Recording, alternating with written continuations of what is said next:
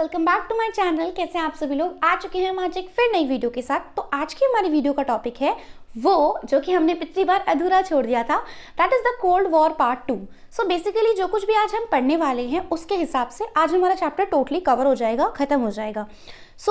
पिछली बार अगर आपको याद हो थोड़ा सा ध्यान से, तो आपको पता होना चाहिए कि हमने क्यूबन मिसाइल क्राइसिस जो है वो उस टाइम पे छोड़ दिया था, बट आज जो है हम उसको कवर करने वाले हैं क्योंकि वो बहुत ही इंपॉर्टेंट टॉपिक है। और मैंने ऐसा नहीं है कि वो गलती से छोड़ा था, उसे मैंने जानबूझ के छोड़ा था क्योंकि वो अरीनाज ऑफ कोल्ड वॉर से बहुत रिलेट करता है और वो 1961 की घटना है। तो मुझे ज़रूरी ये था कि मैं पहले आपको कोल्ड वॉर के बारे में बताऊं।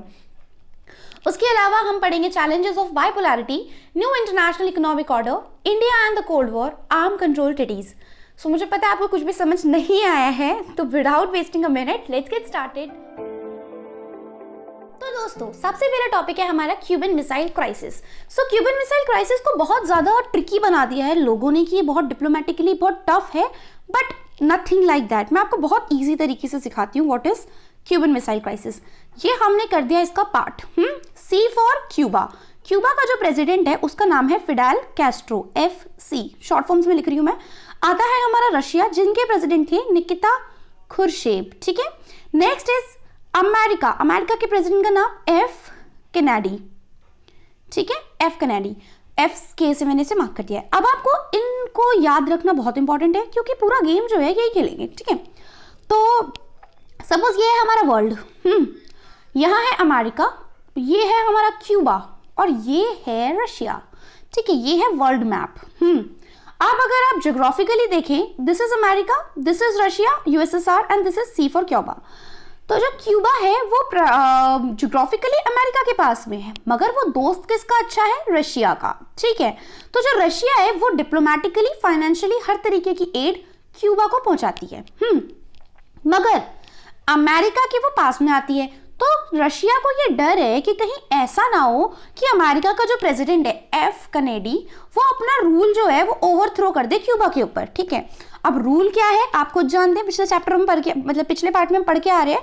Capitalism was the rule which was taken और प्रमोटेड बाय अमेरिका। ठीक है, तो अमेरिका कहता है कैपिटलिज्म होना चाहिए। रशिया वॉज वेरी थ्रेटेंड कि ऐसा ना हो कि अमेरिका क्यूबा के ऊपर अपना रूल ओवरथ्रो कर दे। ठीक है, रशिया का प्रेसिडेंट निकिता खुर्शेव। अब क्यूबा का भी दिल यही करता है कि वो रशिया के साथ जुड़ा रहे, तो रशिया ने की प्लानिंग, मतलब एक ट्रिक खेला इसने। उसने कहा ऐसा करते हैं, अपने मिसाइल्स जो हैं उनको हम क्यूबा में भिजवा देते हैं। वो it could be nuclear weapon, it could be weapons, okay, anything, किसी भी तरीके के जो मिसाइल्स हैं हम उसको वहां भिजवा देते हैं। तो जरा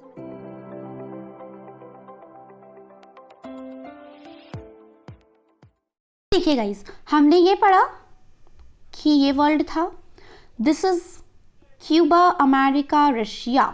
रशिया को डर है, वो अपने न्यूक्लियर वेपन्स जो है या एनी वेपन वो क्यूबा में पहुंचा रहा है। ये है वाटर। ठीक है, दिस इज वाटर, पानी से वो अपने न्यूक्लियर वॉरशिप्स को भिजवा रहा है।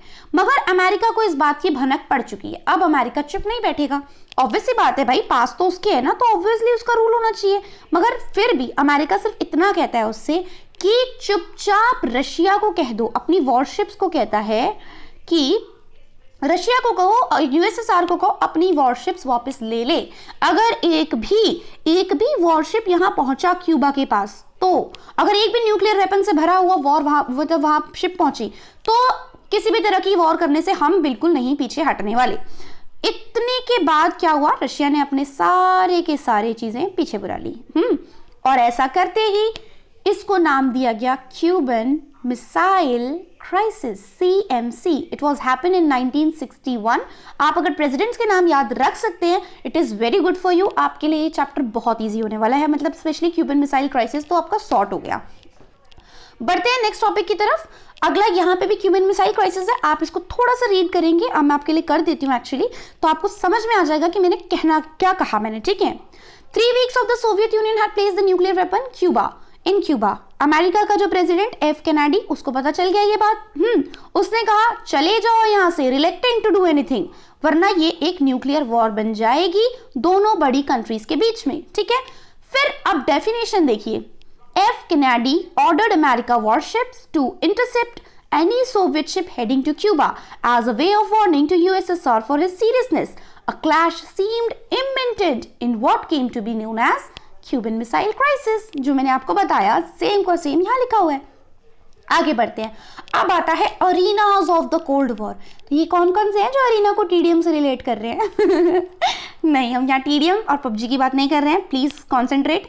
सो arenas of the cold war कहने का मतलब है सिर्फ क्यूबा ही नहीं, क्यूबा जैसी और भी बहुत स्टेट्स हैं। सिमिलरली कोरिया, कॉन्गो, बर्लिन, ये जो स्टेट्स हैं ये भी एक न्यूक्लियर वेपन कैंप बनता चला गया।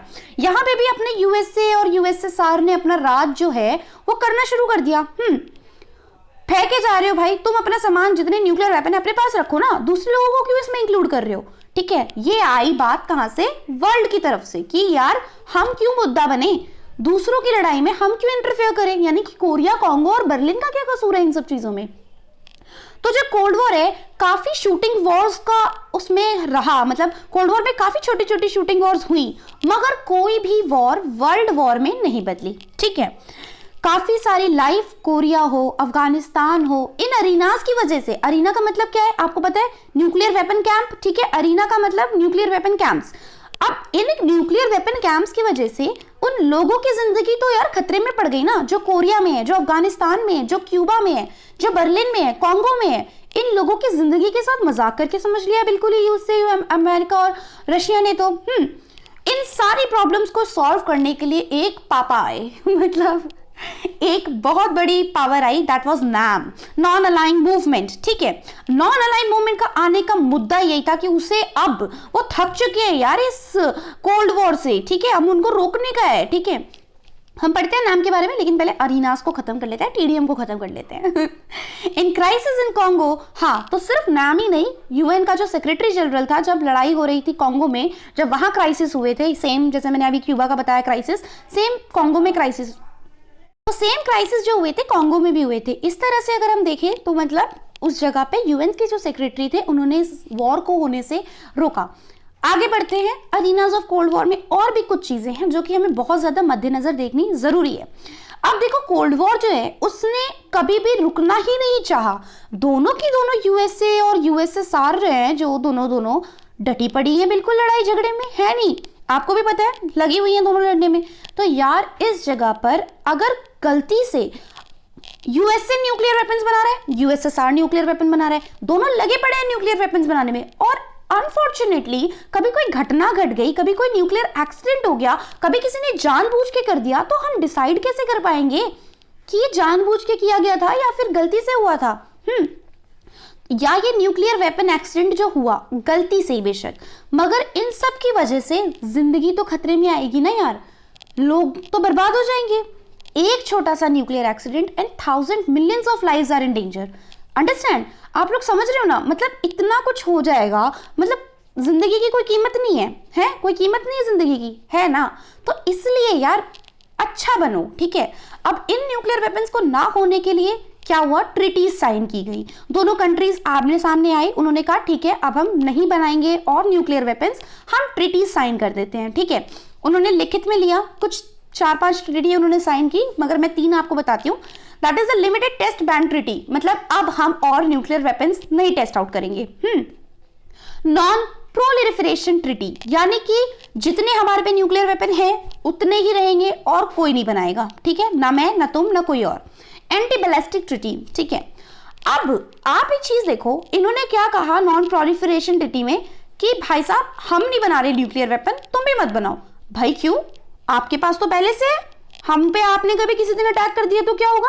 तो इंडिया ने कहा यहाँ पे कि आप चाहे कुछ भी कहिए भाई, न्यूक्लियर वेपन्स तो हम बनाएंगे भी, हम टेस्ट भी करेंगे उनको। ठीक है, आप अपने मतलब से मतलब रखिए, आप अपने रोकिए, हम नहीं रुकने वाले।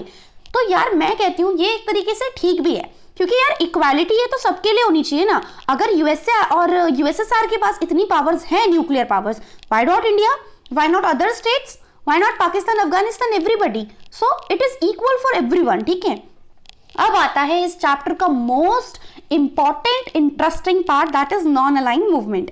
तो नॉन अलाइंग मूवमेंट आप सबको पता है क्या है। खुद में ये कह रहा है किसी के साथ ना जुड़ना। अब जो वर्ल्ड है, आपको मैंने पिछली बार भी बताया था, दो पार्टों में बट गया। एक वर्ल्ड है बट गया यूएसए और रशिया के बीच। बाकी की जो आजाद हो रही है कंट्रीज, वो कहां जाएं? ना तो वो अमेरिका के साथ जाना चाहती हैं, ना वो रशिया के साथ जाना चाहती हैं। तो क्या उनके लिए कोई थर्ड ऑप्शन नहीं है? यस, उनके लिए थर्ड ऑप्शन है, दैट इज नैम। अब नैम आते ही सबसे बड़ा फायदा हुआ लोगों को कि यार अब वो उनके पास एक थर्ड ऑप्शन भी था। जो न्यूली डीकोलोनाइज्ड कंट्रीज है, अफ्रीका की, अमेरिका की, लैटिन अमेरिका की बेसिकली, और जितने भी छोटे देश आजाद हो रहे हैं वो कहीं तो जा सकते हैं ना यार। तो नाम की शुरुआत हुई तीन दोस्तों के बीच, जो थे जवाहरलाल नेहरू इंडिया से, जोसेफ ब्रोज टीटो युगोस्लाविया से, गमाल अब्देल नासर इजिप्ट से।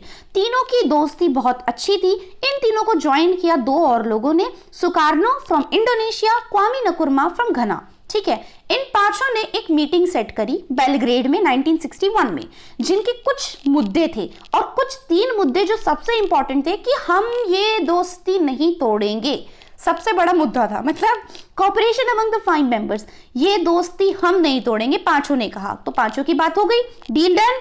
अगला था सबसे बड़ा मुद्दा जिसलिए ये नाम आया ही था, यानी कि रिस्ट्रिक्टिंग कोल्ड वॉर। अब रोको कोल्ड वॉर को होने से यार, खत्म करो ये टेंशन। ठीक है, वर्ल्ड को कुत्ता बना रखा है तुमने, मतलब। ठीक है, अगला था 1960s में, सिर्फ अब ये 5 नहीं बची थी, 60s के दशक में, मतलब और भी बहुत सारी डीकोलोनाइज कंट्रीज नाम के साथ जुड़ती जा रही थी। धीरे धीरे 25 मेंबर हुए। अच्छा, आप लोगों के लिए होमवर्क ये है कि आपको ये बताना है टुडे, आज की डेट में नाम की कितनी कंट्रीज हैं एक साथ। ठीक है, आज कितनी मेंबर स्टेट्स हैं नाम के अंदर। अब हम ये देखते हैं कि नाम को किसने किस किस से रिलेट किया, मगर नाम एक्चुअली में है क्या। तो नाम को कहा गया कि वो आइसोलेशनिज्म को फॉलो करता है, न्यूट्रलिटी को फॉलो करता है। पर नाम ने अपने आप को सिद्ध किया कि नहीं, मैं ना तो आइसोलेशनिज्म को फॉलो करता हूं, ना न्यूट्रलिटी को फॉलो करता हूं। क्यों? क्योंकि आइसोलेशनिज्म का मतलब ये है कि वॉर हो रही है, यहां वॉर चल रही है, झगड़े हो रहे हैं, पर मैं यहां से बिल्कुल बाहर हूं। ठीक है, न्यूट्रलिटी का मतलब है यहां वॉर होती रहे, मत होए, मुझे परवाह ही नहीं है, मुझे पड़ी ही नहीं है। ठीक है, न्यूट्रलिटी का मतलब ये है। मगर आप लोग खुद देखो, नाम जो है उसने एक्टिवली पार्टिसिपेट किया है। कोल्ड वॉर जब तक चली है तब तक तो किया ही किया है, उसके बाद भी नाम आज रेलेवेंट है। ऐसा नहीं है सिर्फ कोल्ड वॉर खत्म हो गई नाम खत्म हो गया, नो, नाम is still in the continuous. ठीक है, उसने पूरी तरह से देश को, अब वर्ल्ड को उधर स्टेबिलिटी लाने के लिए, पीस लाने के लिए हर जगह स्टैंड लिया है। और secondly, on the second half आप ये भी देखिए, नाम ने एंड करने में, कोल्ड वॉर को खत्म करने में भी बहुत हेल्प की है। तो हम नाम को गलत नहीं कर सकते, ना तो आइसोलेशनिज्म को फॉलो करते थी नाम, ना न्यूट्रलिटी को। ठीक है, आगे बढ़ते हैं, जहां हमारा नाम का टॉपिक खत्म होता है। अब नया topic, new international economic order. अब आप खुद सोचिए, जो देश अभी आजाद हुए हैं, समझ लो इंडिया ही क्यों ना हो, 1947 में था इंडिया आजाद हुआ, और इतने के टाइम पर, इस टाइम के बाद जो है इंडिया क्या इतना पावरफुल है क्या? मतलब इकोनॉमिकली वो इतना पावरफुल है कि वो वर्ल्ड लेवल अफेयर्स को फॉलो कर सके या उनके खिलाफ स्टैंड ले सके? नहीं है, ऑटोमेटिक सी बात है भाई, अभी हम आजाद हुए हैं, किसी की चुंगल से निकले हैं, और एकदम से हम इतने अमीर तो नहीं हो सकते, हम रिच कंट्री तो बिल्कुल नहीं है। तो इन छोटी कंट्रीज का सबसे बड़ा चैलेंज अपने देश में ही था, यानी कि पावर्टी, जो कि आज भी चैलेंज है, नो डाउट। मैं तो खुद कहती हूँ भाई, आज भी हमारी इंडिया इतनी इंडिपेंडेंट नहीं है पॉवर्टी के लेवल पे। ठीक है, हमारा प्रॉब्लम, इकोनॉमिक प्रॉब्लम, पॉवर्टी आज भी है, और वो तब भी था। तो सबसे बड़ा प्रॉब्लम ये था। अब इस चैलेंज को फेस करने के लिए कहा गया कि एक काम ही हो सकता है, सस्टेनेबल डेवलपमेंट। ठीक है, तो एक ही काम हो सकता है, सस्टेनेबल डेवलपमेंट। ठीक है, अगर हमें उन लोगों पे अभी भी हम डिपेंडेंट रहेंगे तो हम आजादी कैसे हुए? ठीक है, अगर मैं यूं समझ लो, मैं एक इंसान को, मेरी फ्रेंड है सपोज, उससे कहूं तू पेन भी लेकर आ मेरे लिए, तू नोट्स भी लेकर आ मेरे लिए, तू कॉपी भी लेकर आ, तू बुक भी लेकर आ, पूरी स्टेशनरी तू ही लेकर आ, वो क्या ये सोचेगी कि, मतलब उसको क्या लगेगा, तू तो पूरी तरह मेरे पे डिपेंडेंट है बहन, तुझे कुछ नहीं आता, यही लगेगा ना। इसी तरह से रिच कंट्रीज जो हैं उनको लिए एक, मतलब एक वो यूएन मीटिंग हुई। ठीक है, जिस मीटिंग का नाम रखा गया UN conference of trade and development 1972। ठीक है, उस जब वो हुआ कॉन्फ्रेंस, तो उसके 3 मुद्दे निकले। सबसे पहली चीज ये कि जो भी लीस्ट डेवलप्ड कंट्रीज हैं लाइक इंडिया, उन लोगों को अपने नेचुरल रिसोर्सेज पे पूरा हक दिया जाएगा। ठीक है, वो उसको एक्सफोलिएट करें, अब एक्सप्लॉइट करें, उसको कुछ भी करें, उनकी मर्जी है, ठीक है, मगर वेस्टर्न कंट्रीज उस पर उनका कोई हक नहीं होगा। इसी तरह से अगर कोई छोटी कंट्री है जो लीस्ट डेवलप्ड कंट्रीज हैं, अगर वो वेस्टर्न कंट्रीज के साथ ट्रेड करना चाहती हैं, उनको अपना सामान बेचना चाहती है, तो वेस्टर्न कंट्रीज उनके ऊपर कम टैक्स चार्ज करे, ठीक है, वो उनको वहां पर अपना सामान बेचने दे। इसी तरह भाई देखो, वो ऑलरेडी वेस्टर्न कंट्रीज डेवलप्ड हैं, आप खुद देखिए, है ना, हम आज भी डेवलपिंग कंट्रीज में आते हैं, वो लोग ऑलरेडी डेवलप्ड हैं, तो ऐसा तो है कि उनकी टेक्नोलॉजीज जो हैं वो हमसे फार बेटर हैं। तो अगर हमें उनसे कोई टेक्नोलॉजी चाहिए इन केस, तो वो हमें अपने टेक्नोलॉजीज थोड़े कम रेट पे दें, ऐसा भी हमने उस रिपोर्ट से हमें पता चलता है कि वो उन्होंने कहा। और सबसे इंपॉर्टेंट, इंटरनेशनल इकोनॉमिक इंस्टीट्यूशन, आपको पता है इंटरनेशनल इकोनॉमिक इंस्टीट्यूशन कौन है? दैट इज IMF, WTO और वर्ल्ड बैंक, ये सब जो है इंटरनेशनल इकोनॉमिक इंस्टीट्यूशन है। तो यहाँ पे भी छोटी कंट्रीज को अपना एक्सेस हो, यहाँ पे भी वो अपना कंट्रोल कर सके, जो कि आज तक हुआ नहीं है। खैर, उनकी 5 जो फिक्स्ड मेंबर्स हैं वो अपने आज तक उसमें इंडिया का नाम नहीं आता, वो डेवलप्ड कंट्रीज ही हैं सारी, लेकिन हाँ मतलब उस रिपोर्ट में ऐसा कहा गया कि उनका कंट्रोल होना चाहिए। आगे बढ़ते हैं। नाम अब सिर्फ वो नहीं रहा जो नाम था, कोल्ड वॉर वाला नाम नहीं है अब नाम का जो 1961 की जो समिट थी उसमें नाम का मुद्दा ये था कि कोल्ड वॉर सॉल्व करनी है, पर आने वाले 1970s के दशक में नाम का जो मुद्दा है वो बदल गया। उनका मुद्दा ये हुआ कि अब वो इकोनॉमिक इश्यूज को प्रमोट करने लगे कि उनके ऊपर क्या काम करना है, ये बड़ा मुद्दा निकाला नाम ने। इस तरह से धीरे धीरे ग्रेजुअली नाम की जो वैल्यूज हैं, नाम का जो नेचर है वो चेंज होता चला गया time to time world politics के अंदर, और आज नाम किसी और चीज के लिए रेलेवेंट है, ये भी एक क्वेश्चन है, ठीक है।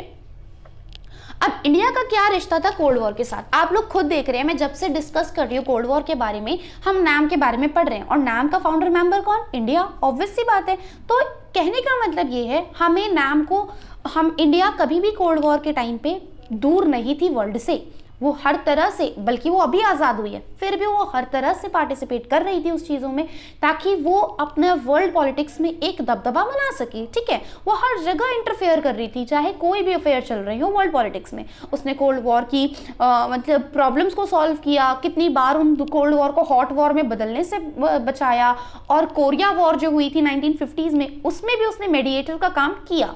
तो इंडिया इज अ गुड, कह सकते हैं कि एक अच्छा उसने अपने आप को साबित किया time of the cold war. बात करते हैं, इंडिया के ऊपर कुछ इल्जाम भी लगाए गए थे कोल्ड वॉर के दशक में। एट द टाइम क्रिटिक्स ने कुछ कहा। पहला तो ये कहा कि इंडिया जो है वो बिल्कुल अनप्रिंसिपल है। क्यों? क्योंकि उसको नेशनल इंटरेस्ट जो है ना, मतलब वो बताती कुछ है, दिखाती कुछ है, करती कुछ है। This is the kind of image है इंडिया की, ऐसा क्रिटिक्स कहते हैं। और दूसरा ये देखो, जो इंडिया है उसने एक USSR के साथ ना एक ट्रिटी साइन की थी 1971 में, that is the treaty of friendship in August 1971। तो इसमें क्या 20 साल का रिश्ता बनाया उन्हें USSR के साथ, 20 साल की फ्रेंडशिप का रिश्ता तैयार किया। मगर उसको ऐसा देखा गया आउटसाइडर्स ने, क्रिटिक्स ने ऐसा देखा कि ये तो पार्टी बदल ली, इंडिया ने नाम वाम छोड़ दिया, USSR को फॉलो कर रहा है इंडिया। हालांकि ऐसा नहीं है, आप खुद देखिए, इंडिया ने ऐसा कोई भी चीज़ प्रिंसिपल्स नहीं फॉलो किए हैं USSR के, ना ही वो उनकी गाइडलाइंस को फॉलो करती है आज भी। इंडिया अपने आप में अपने प्रॉब्लम्स और सॉर्ट आउट करने का दम रखती है, और मैं इस चीज़ को भी सपोर्ट करती हूँ। तो मेरे हिसाब से जो ये क्रिटिक्स कह रहे हैं, that is not right, not a correct thing, ठीक है। तो यहाँ हमारा चैप्टर खत्म होता है दोस्तों। और अगर आपको कोई भी छोटी मोटी क्वेरी हो, कोई क्वेश्चन हो, कोई नोट्स चाहिए हो, आप please comment down below and I will help you in any cost. Okay, so thank you so much. Please मेरे चैनल को सब्सक्राइब कीजिए, लाइक कीजिए, शेयर कीजिए वीडियो को, अपने साथ साथ बाकियों को भी बहुत टॉप करने का मौका दीजिए। So thank you so much, bye bye, मिलते हैं नेक्स्ट वीडियो।